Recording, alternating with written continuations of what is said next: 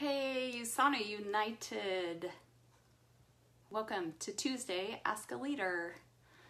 Gonna give a second, see if some of you come on there.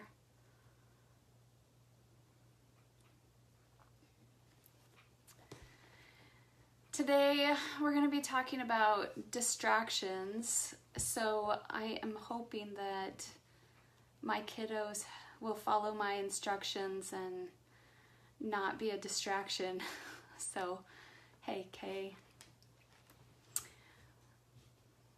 So one time I was doing a live training with my team, and I had instructed the kids not to come, and they're not little, they're not tiny, they understand those instructions, and in comes one kid and then another kid and then the guinea pig. Like, okay, the guinea pig came in with a kid, but my goodness, they just kept coming in. I was like, no, this can't be happening. So today, since we're talking about distractions, I've tried to create an environment that will be free from distractions, and hopefully we can interact about this a bit today. So let me get where I need to be here real quick.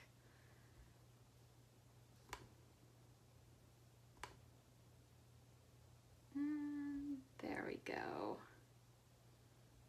Hi, Jacqueline. Now I can see all the posts coming in. So I'm excited to be with you today. I live up in northern Michigan. And when summertime comes, man, distractions are big because we finally have warm weather.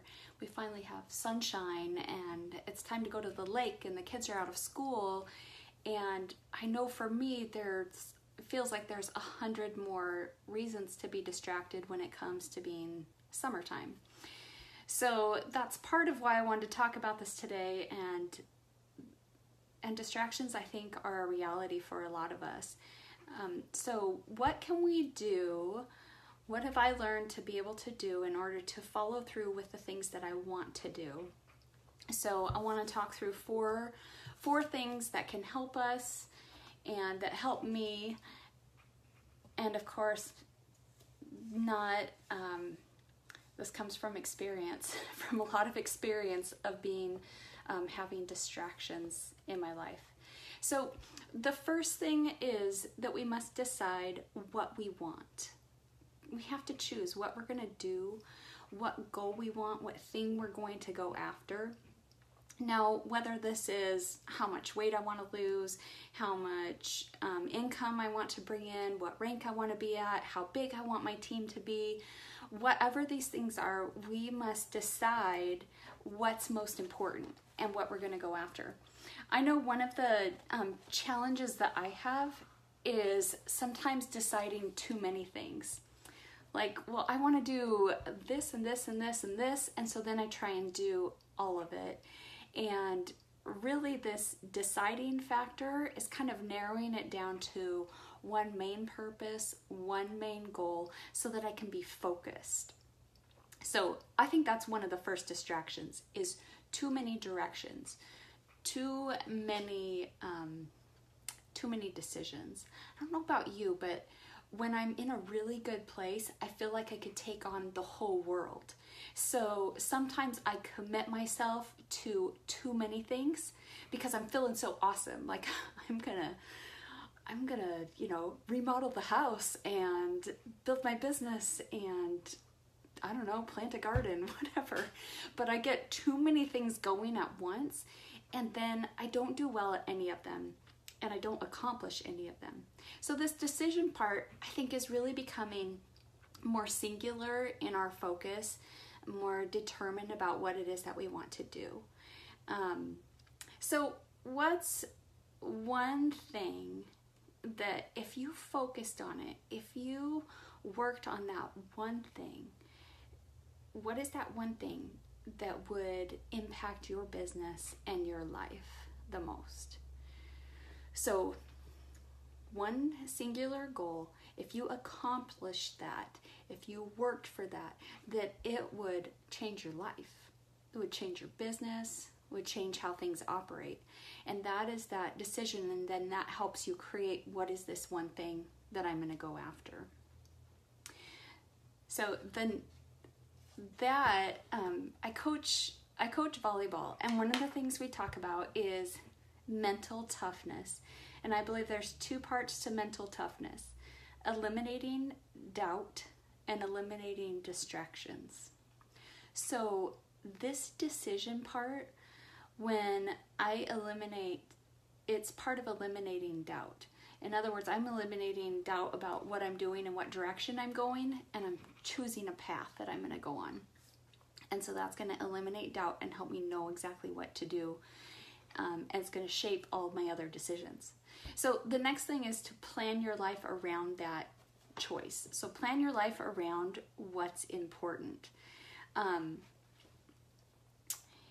So if I am going to run a half marathon, which I'm not, I did that once, but if I'm going to run a half marathon, let's say I sign up for one in October. So I need to plan my life accordingly over these next few months so that I'm ready to run. So I need to plan my schedule so that I'm running on a consistent basis. I need to plan how far I need to run. I probably need to make some changes to what I'm eating, or to eat in a way that fuels my body better so that it can handle running 13.1 miles. So I must organize my life and plan my life around what my decision is. If I want to release weight, well, then I'm going to have to plan my life accordingly. I'm going to have to plan my grocery shopping accordingly, how I set up meals and meal times and what I allow into the house and into my body to match up with that. So when you think about what's the thing that you've decided to do, and now we plan our life around that thing, then we can start to set ourselves up to win. This is the first of the piece when I talk about mental toughness, of eliminating distractions. Because distractions come when I don't plan. When I just kind of react to life, I react to what's happening, and I don't have any direction going for that. The other thing you can plan for is you can plan for problems. Think about, how will I overcome problems? How will I keep myself from being derailed from what my goal is? So that's an important aspect of that too. All right. The next one, which also has to do with eliminating distractions, is learning to say no. Anybody out there have trouble saying no?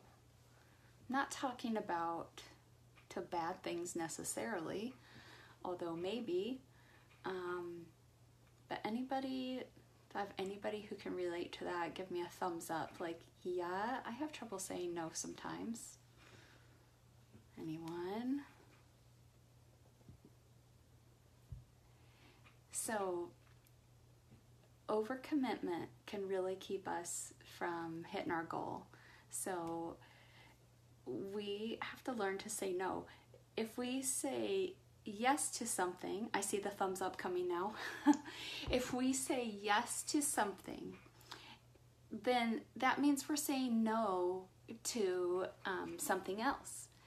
We can't just endlessly say yes to everything. So we're going to be saying no to something else. So I'll give you an example. So I mentioned in my little bio that my husband and I do youth ministry, and we are in a newer community.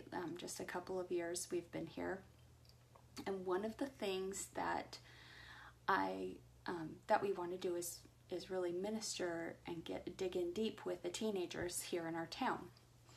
So I've been substitute teaching a couple days a week for the last couple years, just to get to know the community and know the people in the community. Well, then, about 10 weeks ago, I was given the opportunity to substitute full-time, so 10 straight weeks. Now, that's a big commitment. 8 hours a day, grading papers, writing lesson plans, and things like that. And so when my husband and I were looking at it, we had to decide, is this going to achieve the goal that that we've set out to do here in this community? And we decided that yes, it did fit that goal. Now, here's the thing. There was a little string of other things that I had to say no to in order to say yes to that. So if we know what our goal is, where we're going, remember we've made that decision of the one thing we're going to do to kind of change our life or change our business or move us forward, how we want to move forward, and we've kind of planned our life to that accordingly, then we will know what to say no to and what to say yes to. Like in this instance, it fit with my life purpose, with our purpose in this community, and so it helped make that decision easier. It wasn't just a feel decision. Well, that sounds nice, or the pay's nice, which the pay's not nice, so I don't substitute for the pay. But sometimes it's really hard to make a decision if I have no idea, I have no parameters, nothing to base that decision off of. So having a decision, a clear-cut purpose, direction that I'm going, and then, planning my life around that. And now I know what things I need to say no to or say yes to. So really a great question, I think, in this spot is there something in your life right now that you need to say no to, that is not giving you the time or the health or the resources that you need in order to accomplish the goal that you are setting out to accomplish? My guess is there might be something you need to say no to. So often we fill our lives to, there, I'm at the edge of the screen. We fill our lives to the very edge, and there is no margin. So when I have no margin in my life, I have no energy for anything extra. I have no strength to do anything more than what I'm doing, and then I'm exhausted. When I have no margin, I also lose my creativity.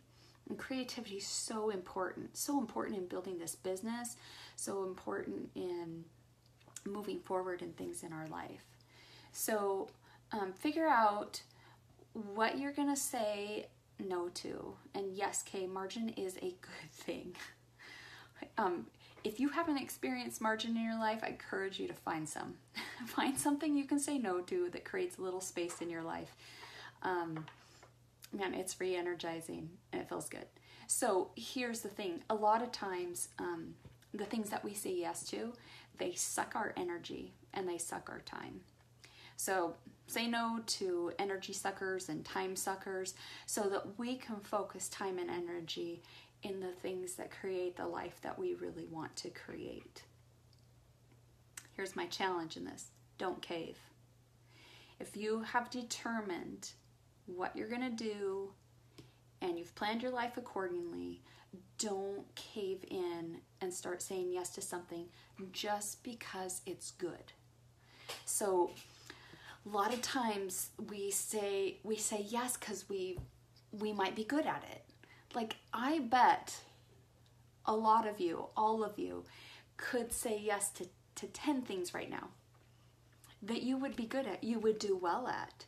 Maybe it's being on the PTA or on the board for something, or it's organizing something for your kid's sports team, or being team mom, or I don't know, it could be a lot of different things.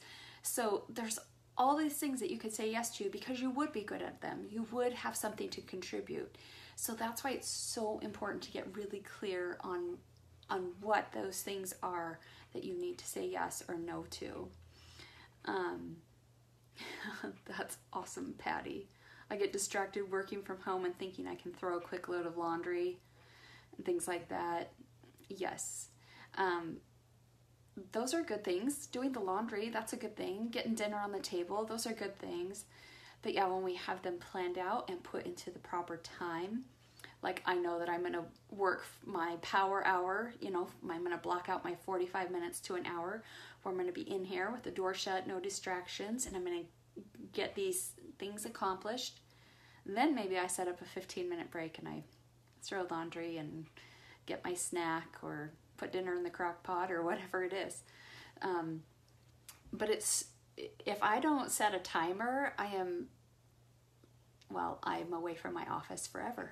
And I don't find it again until it's way later. So yeah, really don't cave on these things. You'll thank yourself so much, I promise, if you can learn to say no, even to the good things. All right. Hope we're doing good so far. The final thing, so we've done so far, make a decision, choose what you're going to do, plan your life around it, say no, be really good at saying no, even to good things. And then the last one is to take action. When we talk about eliminating distractions and eliminating doubt, I think taking action is one of the best doubt eliminators out there. I think of in business and in my years with USANA that I get in cycles sometimes, and then I start to tell myself these things like, you don't really know what you're doing, or you're not as good as that person, like kind of a comparison game. And we definitely don't want to go there. But every time, when I look at it, every time, the thing that has brought me back to center, that has propelled me forward from wherever I'm at in my business, and it doesn't matter why I had this little hiatus, why I had this little break, whether it was during seasons of having babies or seasons of substitute teaching for 10 weeks. But every time, the thing that gets me back is taking action. It's courageous, and it needs to be consistent. So courageous, consistent action puts me back in the game. I had an experience with this a while ago, and I wasn't like totally out of the game, but I was just looking to engage myself more, maybe engage myself in a different way. And so I thought, well, I want to do a 28-day challenge. I had done one before, but it had been a little while and was kind of rethinking how I wanted to do it. And it's so easy to say that there's never a good time to start it. But what I did was I made the welcome video and I invited people and I did it. So I just got started even though I didn't feel ready. Even though I had doubt, and yes, Lori, like self-talk. I had like all this bad self-talk, like, well, it's not as good as so-and-so, and it's not where I want it to be, and I feel like I need more time to perfect it. But instead, took a step of courage and just started it. I just figured out what I needed to get it going. And it's amazing what happens when we determine what we're going to do. We plan our life around it. We say no to some things and yes to some other good things, and then we execute. We take courageous, consistent action. I like this quote. It says, "Start before you're ready." That's a good byline. Start before you're ready. If you're telling yourself, I'm not quite ready yet to start Reset, I'm not quite ready yet to take my business to the next level, I'm not quite ready yet to run a 28-day challenge, or my thing, like, I'm not quite ready to be on Ask a Leader. Am I qualified for that? Start before you're ready. And just do it. Action eliminates doubt. It increases confidence. And it produces results. We can't get there without it. Action is amazing. I feel like when I take action, then things happen without me even trying or realizing it, or where I might have been spinning my wheels before, but I just decide I'm going to step out and I'm going to do something, then I start to see some great results. So I don't mean don't think at all, but stop thinking, stop overthinking, and start acting. And then don't stop until you finish. So that thing from the very beginning, when we said, what's the one thing you could focus on that if you finished it would make a tremendous positive impact in your business? That one thing that you've decided, take action on it, and you will see results come. Be relentless. Don't stop until you've seen that thing through to the very end. So those are the pieces. Choose, plan your life around it, say no, even to good things, and then take action. Doing these things are the pieces, I believe, that will eliminate doubt and eliminate distractions from your life and allow you everything you need in order to follow through and to have and live the business and the life that you so desire and that you so deserve. So those are my words for you today.